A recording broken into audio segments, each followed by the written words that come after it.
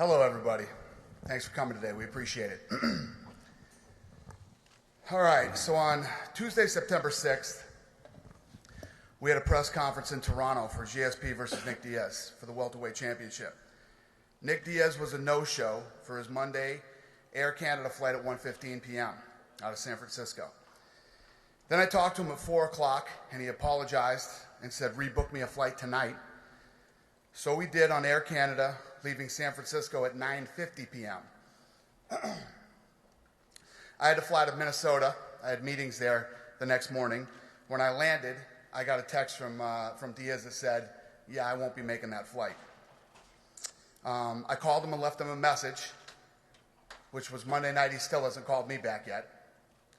Then his manager, Cesar Gracie, called the offices and asked if we could book him his third flight on Tuesday night to make it to Toronto. So this time leaving from Sacramento on Southwest at 9:10 p.m., he did not show up for that flight either. And we haven't heard from him. I haven't talked to him again. He hasn't returned my call.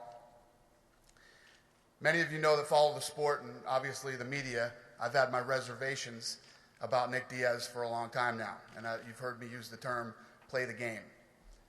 All I ask this kid to do is play the game this much.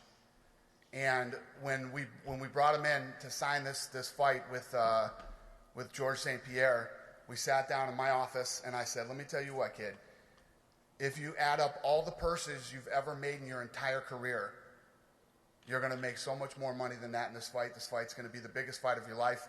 Not only are you going to make all this money, but you're going to have the opportunity to fight George St-Pierre and win the welterweight title. But I need you to do certain things. There's certain things that you have to do.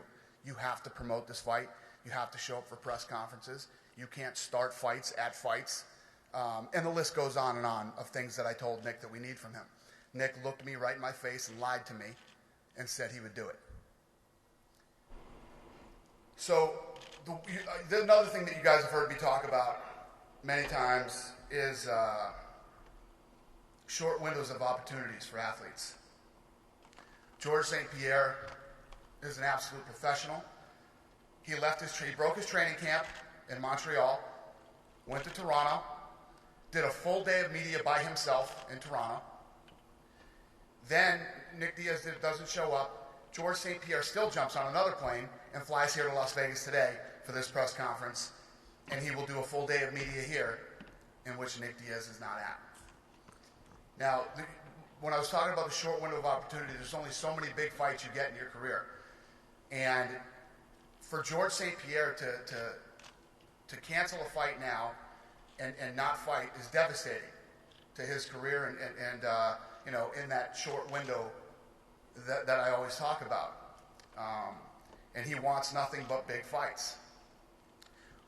Now, press conferences are, when you go out and do a press tour, whether it's mixed martial arts or it's boxing, the press tour is as old as the sport itself. And if you look, I'll give you a good example. Who's more difficult than Floyd Mayweather? This guy won't fight Pacquiao, he won't do this, he won't do that. Let me tell you what, turn on HBO tonight. Floyd Mayweather's on 24/7 promoting that fight. He's got cameras all over his house. He's been flying around the country doing the press tour. As difficult as Floyd might be, Floyd is a professional when it comes to getting out there and doing what needs to be done. And I've promoted over 1,600 fights in my career. This has never, ever happened once. Never. We've never had a situation where a guy just goes MIA and doesn't show up for any of this stuff. So I think a lot of you know the way that I operate and the way that I do things. So I'd like to roll a little video for you guys.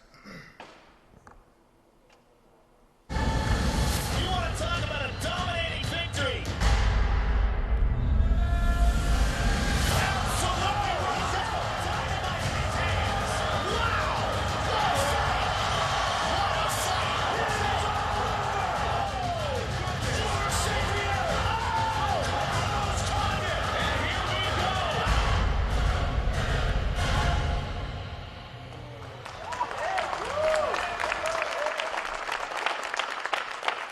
So Nick Diaz has lost his opportunity at the welterweight championship, and Carlos Condit gets it.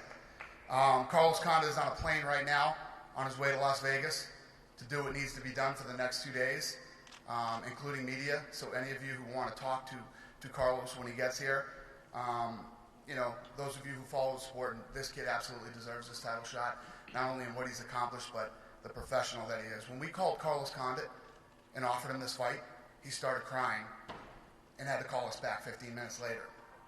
I don't even know what else to say. It blows my mind. Who's got a question?